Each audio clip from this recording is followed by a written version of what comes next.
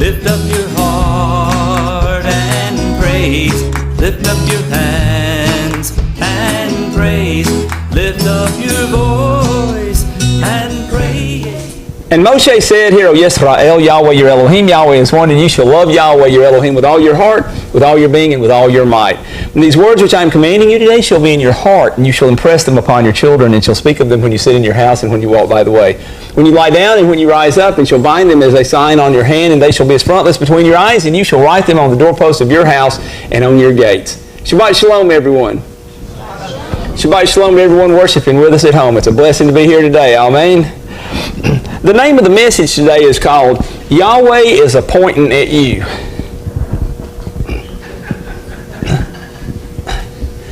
Today we're going to be talking about the appointed times of Yahweh. Are you surprised?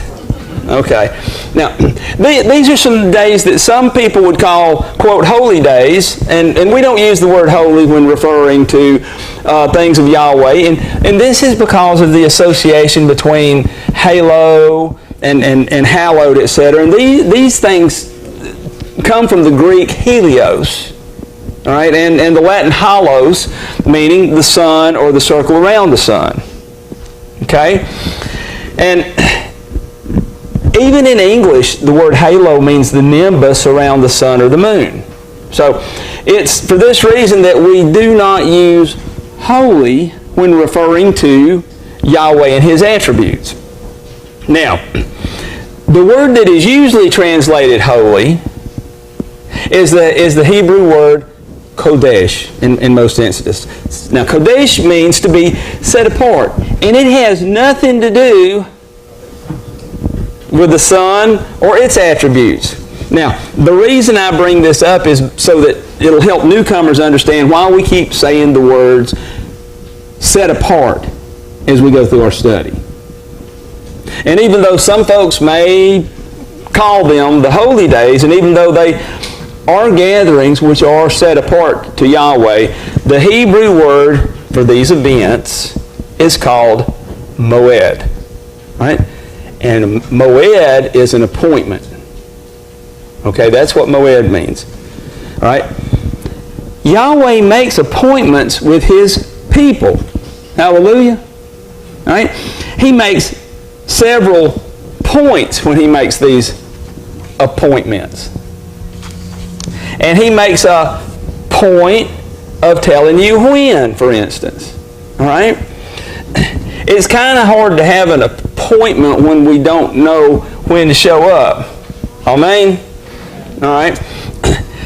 Sometimes He says why. He also makes a point to say who. It's kind of hard to keep an appointment if you don't know who's supposed to show up, isn't it? Okay. See how easy all this is? All right. And do you know who He makes a point of pointing to when He makes His appointments? His people. His people. And that's why the title of this message is Yahweh is Appointing at You. Okay? Now turn with me to Leviticus chapter 23. YHWH chapter 23. We're going to be on page 129 in the 98 ISR.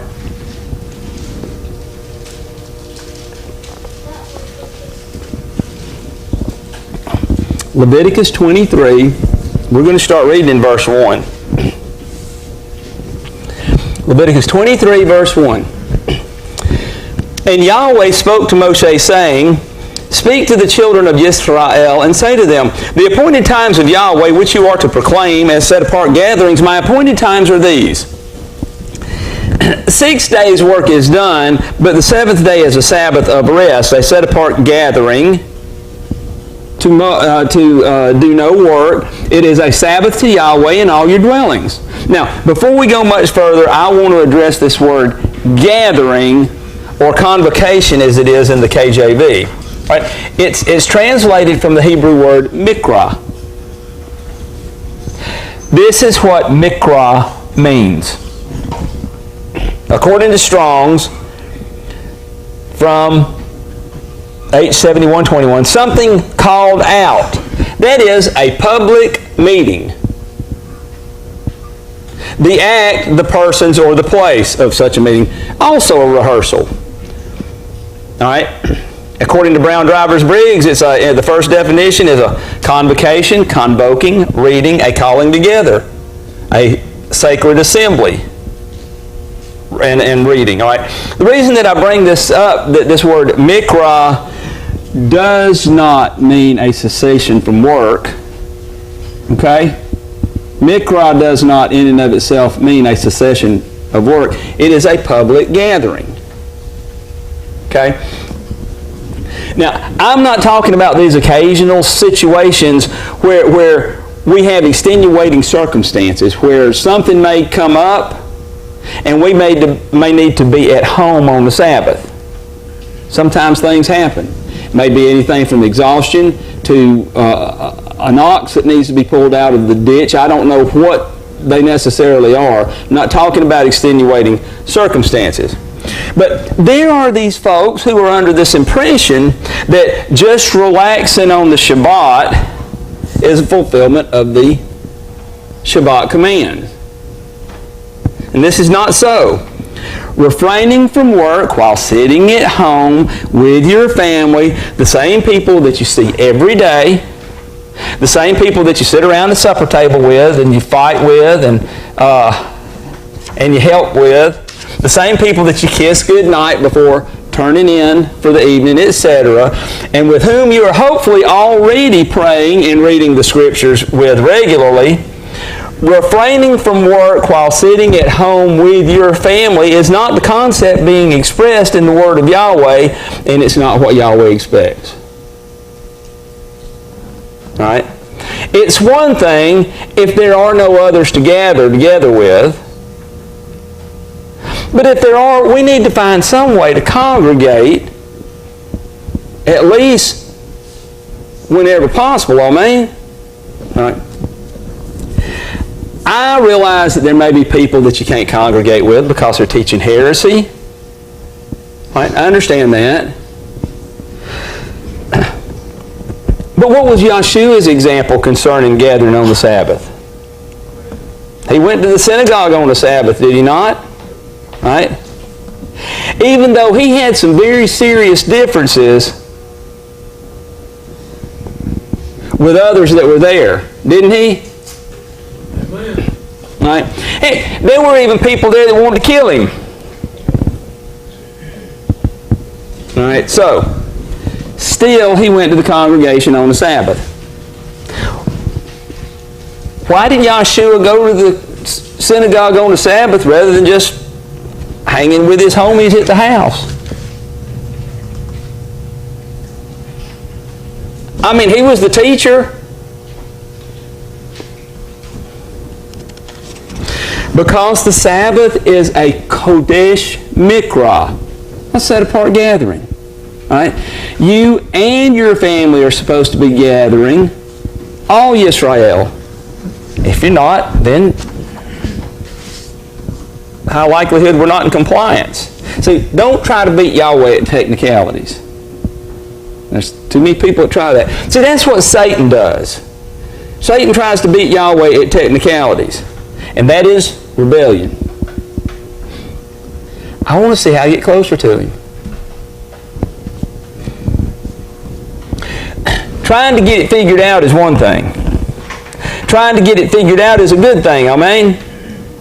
However, trying to get it figured out is not the same thing as figuring out how to get out of trying.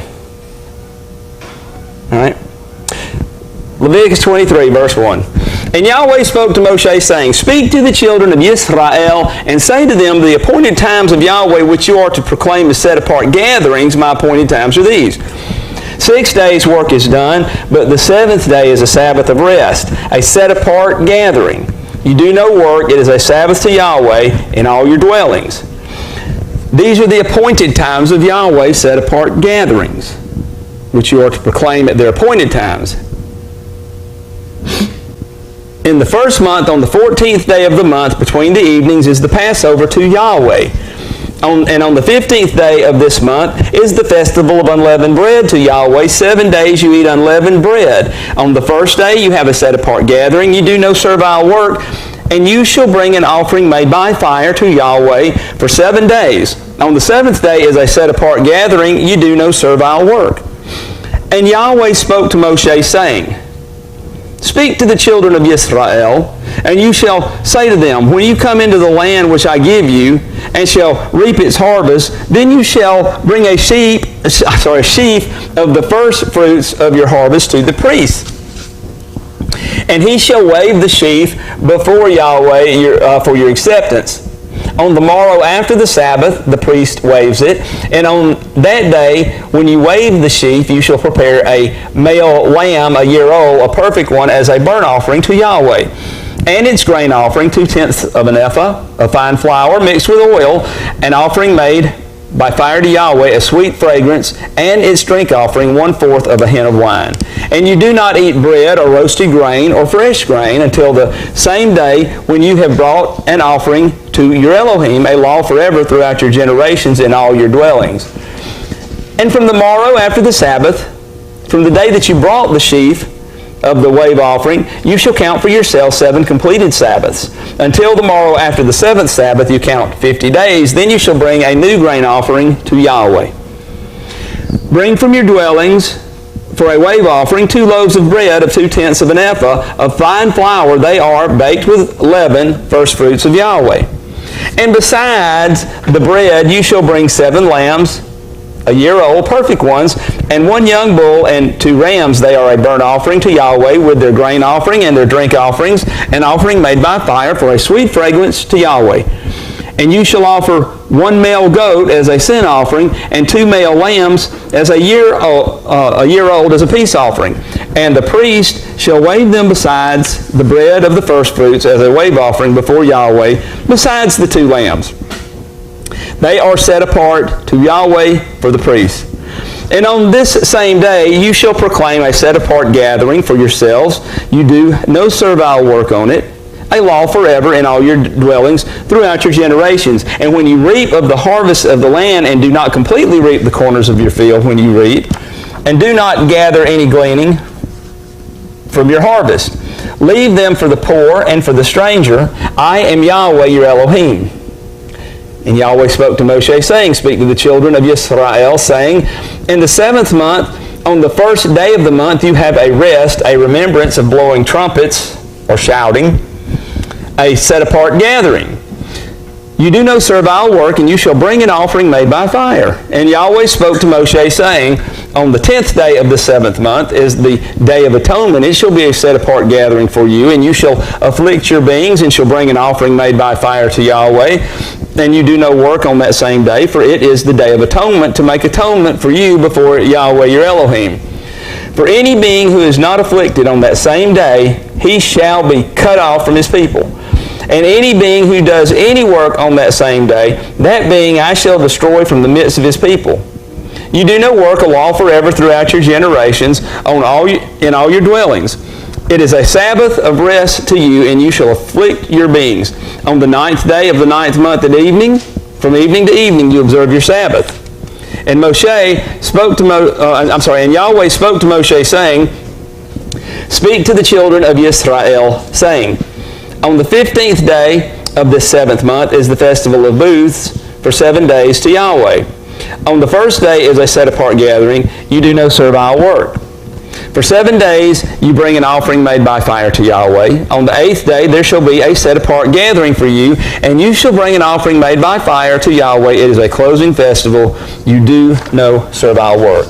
These are the appointed times of Yahweh which you proclaim as set-apart gatherings, and bring an offering made by fire to Yahweh, a burnt offering and a grain offering, a slaughtering and drink offering, as commanded for every day. Besides the Sabbaths of Yahweh, and besides your gifts, and besides all your vows, and besides all your voluntary offerings which you give to Yahweh. On the 15th day of the 7th month, when you gather in the fruit of the land, observe the festival of Yahweh for 7 days. On the first day is a rest, and on the 8th day a rest, and you shall take for yourselves on the first day the fruit of good trees, branches of palm trees, twigs of leafy trees, and willows of the stream, and shall rejoice before Yahweh your Elohim for 7 days. And you shall observe it as a festival to Yahweh for 7 days in the year, a law forever in your generations. Observe it in the 7th month. Dwell in booths for 7 days, all who are native Israelites. Dwell in booths, so that your generations know that I made the children of Israel dwell in booths when I brought them out of the land of Mitzrayim. I am Yahweh, your Elohim.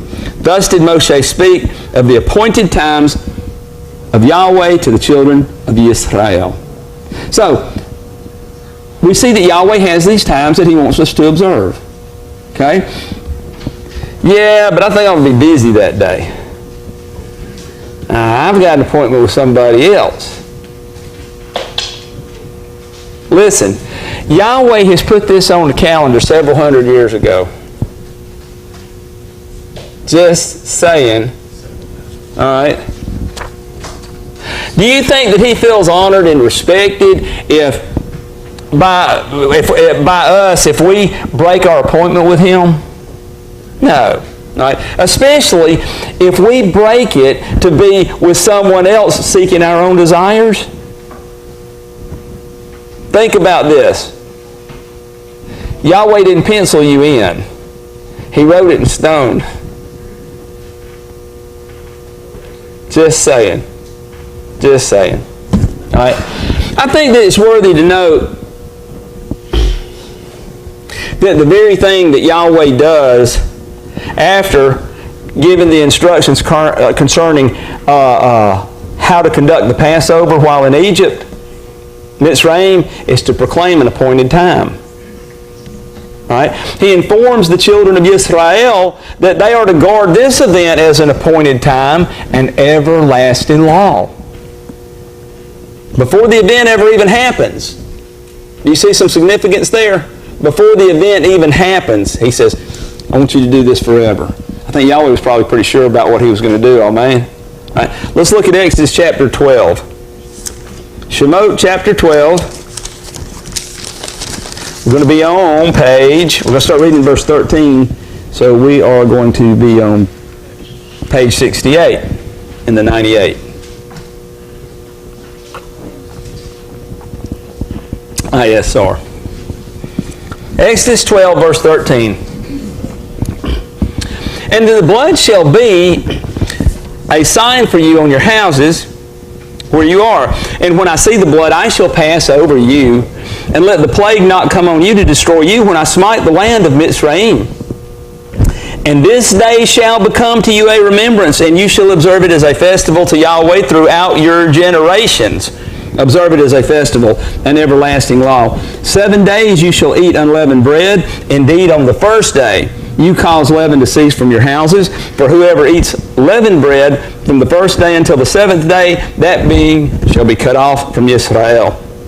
And on the first day is a set-apart gathering, and on the 7th day you have a set-apart gathering. No work at all is done on them, only that which is eaten by every being, that alone is prepared by you. And you shall guard the festival of unleavened bread. For on the same day I brought your divisions out of the land of Mitzrayim. Then you shall guard this day throughout your generations, an everlasting law. In the first month on the 14th day of the month, in the evening you shall eat unleavened bread until the 21st day of the month in the evening. All right, now continuing on in chapter 13, Yahweh reiterates verse 4. Today you are going out in the month of Abib, and it shall be when Yahweh brings you into the land of the Canaanites, and the Hittites, and the Amorites, and the Hivites, and the Jebusites, which He swore to your fathers to give you, a land flowing with milk and honey, that you shall keep this service in this month. 7 days you eat unleavened bread, and on the 7th day is a festival to Yahweh. Unleavened bread is to be eaten the 7 days, and whatever is leavened is not to be seen with you, and the leaven is not to be seen with you within all your borders. And you shall inform your son in that day, saying, it is because of what Yahweh did for me when I came up from Mitzrayim. And it shall be as a sign to you on your hand, and as a reminder between your eyes, that the Torah of Yahweh is to be in your mouth. For with a strong hand Yahweh has brought you out of Mitzrayim, and you shall guard this law at its appointed time from year to year. So, Yahweh brings the children of Israel out of Mitzrayim, and by chapter 19, which we read today, the children of Israel agree to do whatever Yahweh says. Right? And Yahweh makes an appointment with them to meet with Israel at the base of Mount Sinai. Exodus 19, we're going to start reading in verse 8. Should have told you that, huh? Exodus 19, verse 8. And all the people answered and said, all that Yahweh has spoken we shall do. So Moshe brought back the words of the people to Yahweh. And Yahweh said to Moshe, see, I am coming to you in a thick cloud, so that the people hear when I speak with you and believe you forever. And Moshe reported the words of the people to Yahweh. Then Yahweh said to Moshe, go to the people and set them apart today and tomorrow, and they shall wash their garments and shall be prepared by the third day. For on the third day Yahweh shall come down upon Mount Sinai before the eyes of all the people. All right. In chapter 20, Yahweh gives what most people refer to as the Ten Commandments. But he continues giving the right rulings all the way through chapter 23. Now look at chapter 23. We're going to start looking at verse 12. Exodus 23, verse 12. 6 days you are to do your work, and on the seventh day you rest, in order that your ox and your donkey might rest, and the son of your female servant, and the sojourner be refreshed. And all that I have said to you, take heed, and make no mention of the name of other mighty ones, let it not be heard from your mouth. 3 times in a year you are to observe a festival to me. Guard the festival of unleavened bread. 7 days you eat unleavened bread, as I commanded you at the time appointed in the month of Abib. For in it you came out of Mitzrayim, and do not appear before me empty-handed. And the festival of the harvest, the first fruits of your labors which you have sown in the field, and the festival of the ingathering at the outgoing of the year, when you have gathered in the fruit of your labors from the field. 3 times in the year all your males are to appear before the Master Yahweh. We talked about that earlier today. All right?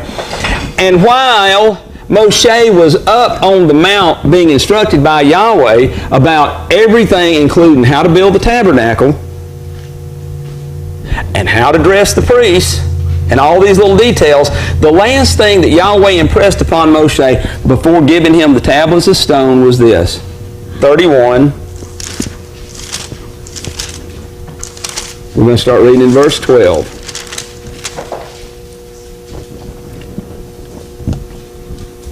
31, verse 12. And Yahweh spoke to Moshe, saying, and you speak to the children of Israel, saying, my Sabbaths you are to guard by all means, for it is a sign between me and you till I get through messing with you. Is that what it says? It says, throughout your generations, to know that I, Yahweh, am setting you apart. And you shall guard the Sabbath, for it is set apart to you. Everyone who profanes it shall certainly be put to death, for anyone who does work on it, that being, shall be cut off from among his people. 6 days work is done, and on the seventh is a Sabbath of rest set apart to Yahweh. Everyone doing work on the Sabbath day shall certainly be put to death. And the children of Israel shall guard the Sabbath, to observe the Sabbath throughout their generations as an everlasting covenant between me and the children of Israel. That is a sign forever. That doesn't sound like something that's the expiration date's running up on, right? For in 6 days, this is one of the places where Yahweh tells you why. For in 6 days Yahweh made the heavens and the earth, and on the seventh day he rested and was refreshed. And when he had ended speaking with them on Mount Sinai, he gave Moshe 2 tablets of the witness, tablets of stone, written with the finger of Elohim. Isn't that interesting that was before he gave Moshe those tablets? That's the last thing that he wanted to impress on them again. All right. All right. Next in the process, we have this nasty little golden calf issue with where Moshe breaks the tablets of the witness. And after that, he goes back up the mount where he gets the second set. All right. What follows next are the terms of the covenant. And I want you to pay very close attention. Exodus 34, starting in verse 1. Exodus 34. In verse 1. And Yahweh said to Moshe, cut 2 tablets of stone like the first ones, and I shall write on these tablets the words that were on the first tablets which you broke. And be ready in the morning. Then you shall come up in the morning to Mount Sinai and present yourself to me there on the top of the mountain. And let no man come up with you, and let no man be seen in all the mountain, and let not even the flock or the herd feed on the front of that mountain. And he cut 2 tablets of stone like the first ones. Then Moshe rose early in the morning and went up Mount Sinai as Yahweh had commanded him, and he took 2 tablets of stone in his hand. And Yahweh came down in the cloud and stood with him there and proclaimed the name Yahweh. And Yahweh passed before him and proclaimed, Yahweh, Yahweh, an El, compassionate and showing favor, patient and great in kindness and truth, watching over kindness for thousands, forgiving crookedness and transgression and sin, but by no means leaving unpunished, visiting the crookedness of the fathers upon the children and the children's children to the 3rd and 4th generation.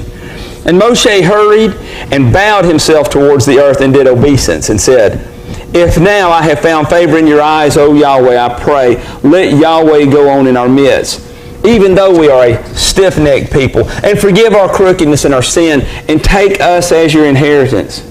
And he said, see, I am making a, what? A covenant.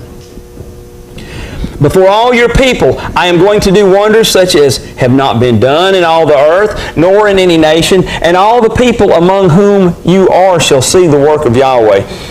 For what I am doing with you is awesome. Guard what I command you today. Say I'm driving out from before you the Amorite and the Canaanite and the Hittite and the Perizzite and the Hivite and the Jebusite. Guard yourselves lest you make a covenant with the inhabitants of the land where you are going, lest it be a snare in your midst. But break down their altars, smash their pillars, and cut down their asherim, for you do not bow yourselves to another mighty one. For Yahweh, whose name is jealous, is a jealous El. Lest you make a covenant with the inhabitants of the land, and they whore after their mighty ones and slaughter their mighty ones. And one of them invites you, and you eat of his slaughterings. And you take of his daughters for your sons, and his daughters whore after their mighty ones, and make your sons whore after their mighty ones. Do not make a molded mighty one for yourself. Okay? Now, we're not through, but Yahweh's making a covenant here. This is the first thing he says, and now he says, guard the festival of unleavened bread. For 7 days you eat unleavened bread as I commanded you in the appointed time in the month of Abib, because in the month of Abib you came out from Mitzrayim. Every one opening the womb is mine, and every male firstborn among your livestock, whether bull or sheep. But the firstborn of a donkey you ransom with a lamb, and if you do not ransom, then you shall break his neck. Every firstborn of your sons you shall ransom, and they shall not appear before me empty-handed. 6 days you work, but on the 7th day you rest. In plow time and in the harvest you rest. And perform the festival of weeks for yourselves, of the first fruit of the wheat harvest, and the festival of the ingathering at the turn of the year. 3 times in the year all your males are to appear before the Master Yahweh, the Elohim of Yisrael. For I dispossess nations before you, and shall enlarge your borders, and let no one covet your land when you go up to appear before Yahweh your Elohim 3 times in the year. Do not offer the blood of my slaughtering with leaven, and do not let the slaughtering of the festival of the Passover remain until morning. Bring the first of the firstfruits of your land to the house of Yahweh your Elohim. Do not cook a young goat in its mother's milk. And Yahweh said to Moshe, write these words, for according to the mouth of these words I have made a covenant with you and with Yisrael. And he was there with Yahweh 40 days and 40 nights. He did not eat bread, he did not drink water, and he wrote on the tablets the words of the covenant, the 10 words. So, after the rebellion of the people and the cutting of the second set of tablets, Yahweh spells it out again. Right? Right? Do you realize that there's more that is said about his appointments with us in regard to his right rulings in this chapter than any other single law?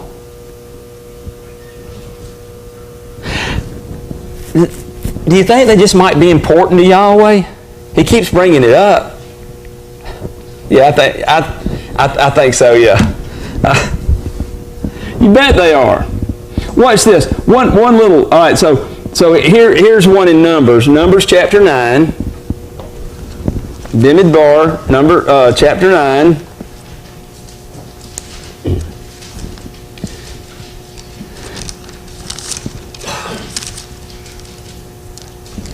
We'll read one verse. Just one? Just one. You know what it is, Matt? Matt read it last week, I think. Numbers chapter 9, verse 13. But the man who is clean and not on a journey and has failed to perform the Passover, that same being shall be cut off from among his people because he did not bring the offering of Yahweh at its appointed time. That man bears his sin. Well, what does this mean? I know what unclean for a being is. Okay, but what is this thing about a long journey? Does that mean we've got an out? Well, let's think about contextually how things are for us. What that might mean. You see, I don't think this means we're planning to be out of town that week. It's not going to be able to make it to Passover. Be out of town. Be able to make it. Golly. All right. I'd like for you to consider this. It is 103 miles from Dan to Jerusalem. 103 miles. I'd say if you got a donkey and a cart, that's out of town.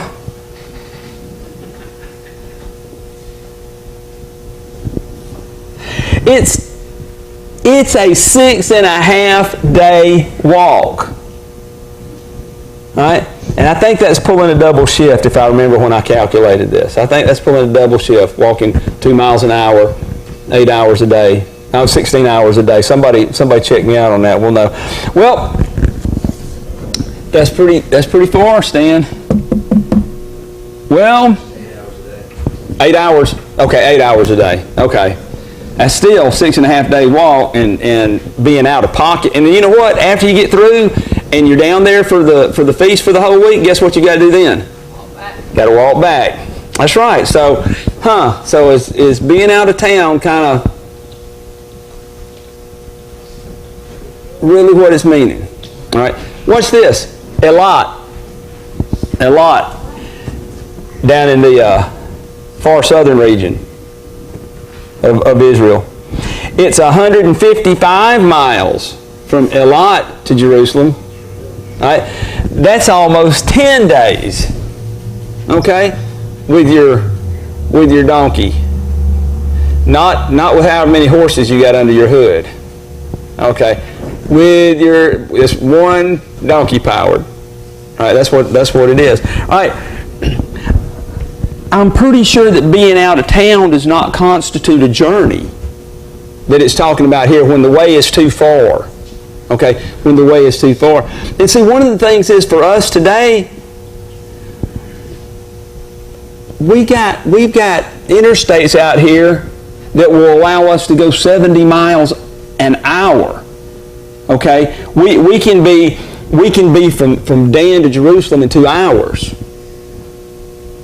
and have time to stop for a potty break. Okay, we can get down there that quickly. All right, so let's put this in context. Being out of town does not constitute a journey.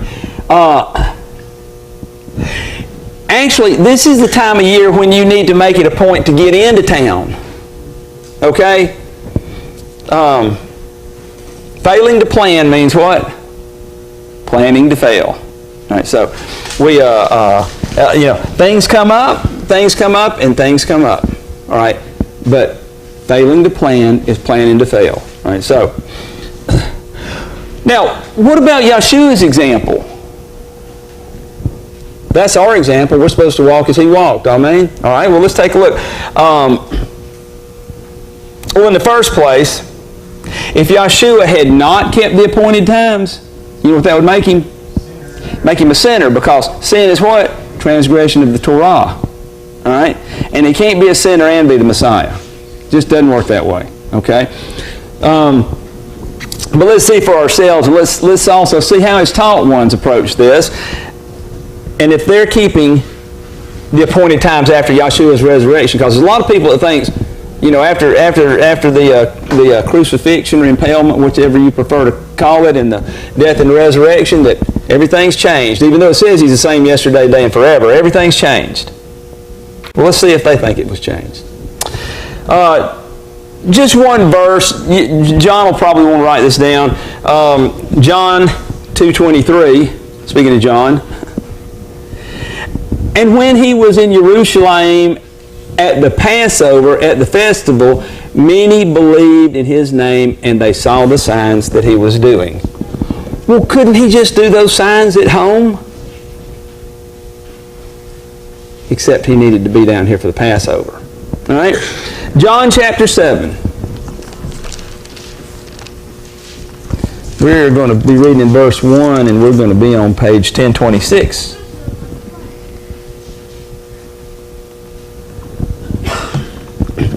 John chapter 7, verse 1.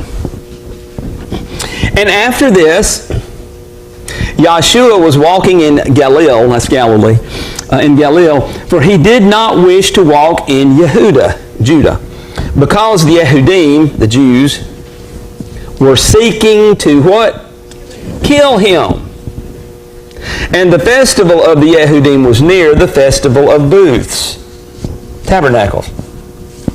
So his brother said to him, get away from here and go into Yehudah, so that your taught ones also can see the works that you're doing. For no one acts in secret while he himself seeks to be known openly. If you do these works, show yourself to the world. For even his brothers did not believe in him. Yahshua therefore said to them, my time has not yet come, but your time is always ready. It is impossible for the world to hate you, but it hates me because I bear witness of it, that its works are wicked. You go up to this festival. I am not yet going up to this festival, for my time has not yet been filled. He says yet 3 times here, and the only point on this little side note, he did not say that he was not going. He said he's not going yet, so he didn't tell a fib to his brothers. All right. He says he wasn't going yet. Verse 9.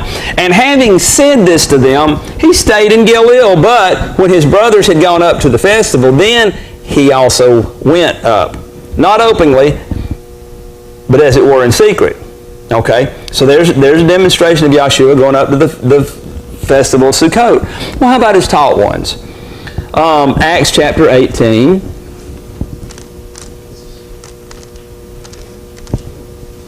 So that makes it easier when we just move right through.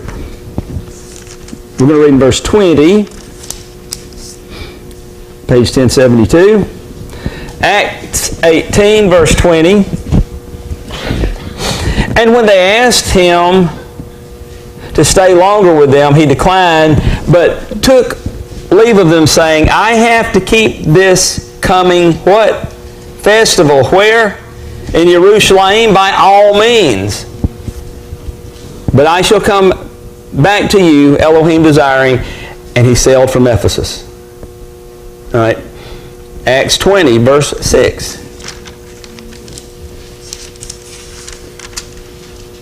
Now, I remind you, this is after the death, burial, and resurrection of Yahshua Messiah. And he's saying, I have to keep this coming festival in Jerusalem by all means. Okay. Acts 20, verse 6. And we sailed away from Philippi after the days of unleavened bread, and came to them at Troas in 5 days, where we stayed 7 days. Why are we keeping time reckoning by Jewish traditions and holidays if there's that word, if they're not important? That's a good question, isn't it? All right. Acts 27.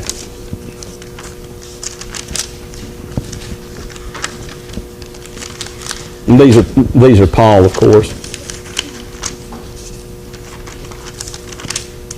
Acts 27, verse 9. And much time having passed, and sailing now being dangerous, because the fast was already over, Shaul advised them, saying, Men, I see that this voyage is going to end with damage and great loss, not only of the cargo and ship, but also of our lives. Why is he reckoning things from the fast during that time of year? That's the Day of Atonement. And here's one other good one. 1 Corinthians 5.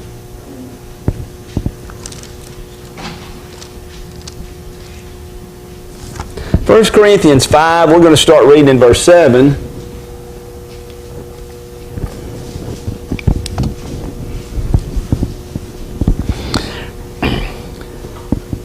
First Corinthians 5, verse 7, and Paul says, Therefore, cleanse out the old leaven so that you are a new lump, as you are unleavened. For also Messiah, our Passover, was offered for us. So then, let us observe the festival, not with old leaven, nor with the leaven of evil and wickedness, but with the unleavened bread of sincerity and truth. Okay, so we see all these evidences of we've got the fast, we've got unleavened bread, and we've got the festival, the Passover, right here. And you know what? Yahweh's people will be keeping His appointed times in the kingdom to come. Right? Look in Ezekiel chapter 44. Had to run you backwards just a little bit there, Matt. Get your flippers going. 44 verse 21. We're going to be on page 575, actually 576, especially for those of you that are new to this version.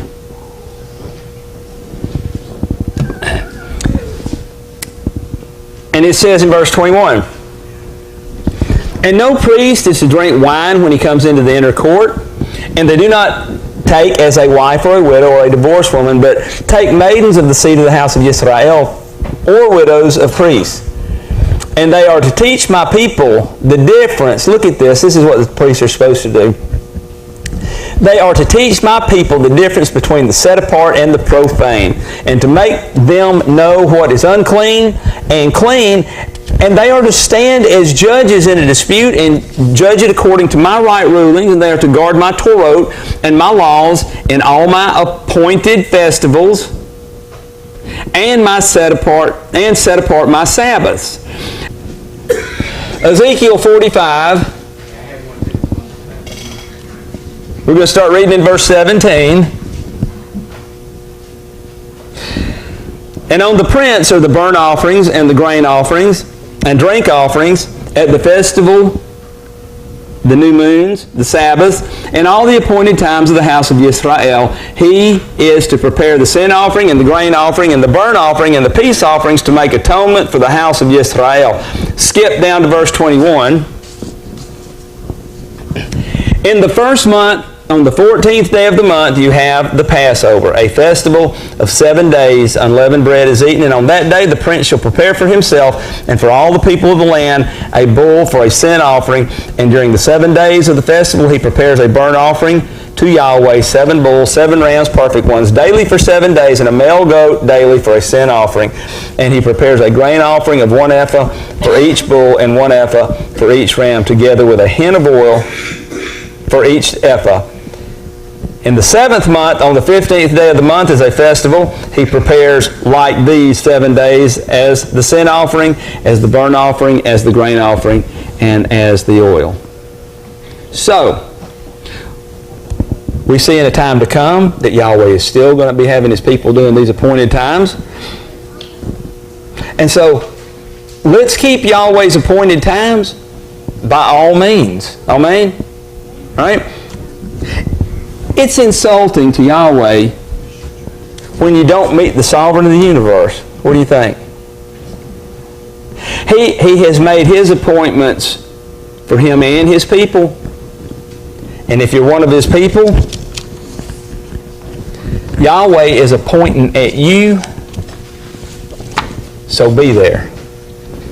Yevrekeka Yahweh ba'ish mereka ya'er Yahweh panavaleka bikaneka Yesai Yahweh panavaleka v'yasem lakash shalom. Yahweh bless you and guard you. Yahweh make His face to shine upon you and show favor to you. Yahweh lift up His face upon you and give you His complete contentment.